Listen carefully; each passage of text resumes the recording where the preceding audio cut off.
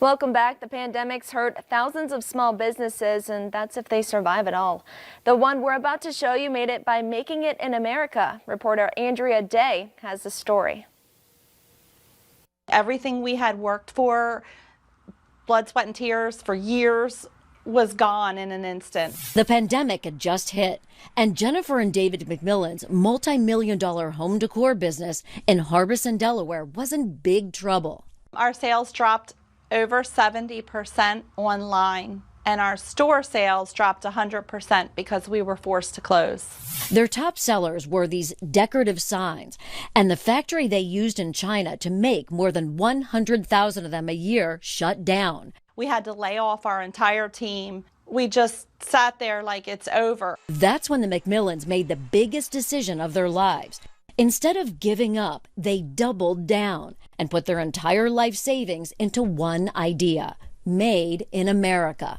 We had recently sold our primary home, and we used the equity in that and all of our available credit and everything, every resource that we had to become Made in America, and it was a scary decision. So right in the middle of the pandemic and with no employees left to help, they started spending. The first piece of equipment we bought was over $100,000. Every day I was questioning, what are we doing? Are we crazy? Turns out that crazy idea wasn't crazy at all, and they shared it on social. So this year we are going to be Made in USA. And then all the orders started coming in like crazy. It's me and my husband and the 2 dogs, and we are like, how do we ship all these orders out? The McMillans ended up hiring back their entire team plus more, and they finally reopened the store. Our sales have skyrocketed, and we have thousands of back orders. I'm Andrea Day, CNBC.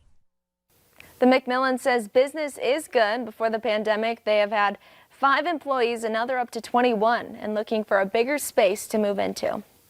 And the October snowfall has temporarily stalled Minnesota's fall harvest. University of Minnesota Extension crop scientist Tom Hoverstead says he doesn't remember a fall like this where farmers weren't waiting for snow to thaw.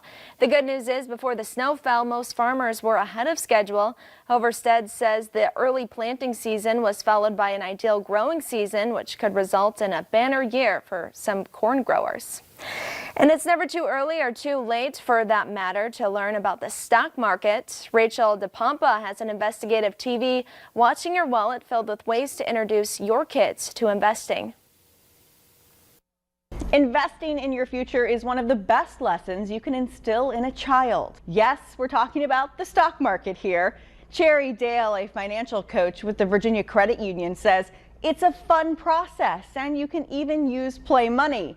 Explain the nuts and bolts of investing and maybe even have them start tracking companies of personal interest to them. I would just pick a company that your child likes and find the ticker symbol for that company and then just follow that company over time. And then your child can really see, oh, if I would have invested this money at this point in time, would I gain or would I lose? Cherry says you're teaching them what it means to invest, and it can be fun and an invaluable family activity.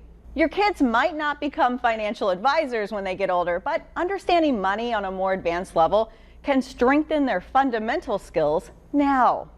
With this Investigate TV Watching Your Wallet, I'm Rachel DePompa. The World Series will end either tonight or tomorrow, but Major League Baseball's financial woes are far from over. Commissioner Rob Manfred told sports business website Sportico that 30 MLB teams are in debt of a combined $8.3 billion. Manfred said the sport lost roughly $3 billion during the pandemic-shortened 2020 season. He also noted that it's not yet clear if fans will be back in the stands next year. And Zoom is rolling out end-to-end encryption for both paid and free users. So your video chats and meetings will be more secure. It's available now for desktop and Android devices and will be coming to iOS for Apple products coming soon. Hosts and participants will both have to manually switch on the added protection. Zoom bought a cybersecurity startup in May to deliver the feature after a huge surge in usage during the pandemic. And a wave of Baby Yoda toys are rolling out as the second season of the hit Disney Plus series, The Mandalorian, debuts on Friday. Disney has unveiled some of the items available for pre-order, including an 11-inch walking plush toy from Mattel, a squeezable toy from Hasbro that makes 10 different sounds. Some analysts say Disney may have lost hundreds of millions of dollars by missing the 2019 holiday season, but it kept the character a secret until the show's first episode aired. Since then, a galaxy of Baby Yoda toys have emerged, boosting demand overall for Star Wars items. And gummy bears will soon have a home in the U.S. The company is going to build its first ever North American plant in Kenosha County, Wisconsin. Construction on the project is expected to begin before the end of the year. And the COVID-19 vaccine trial is showing some promising results. We'll tell you what age group it's benefiting next on Valley News Live at 4.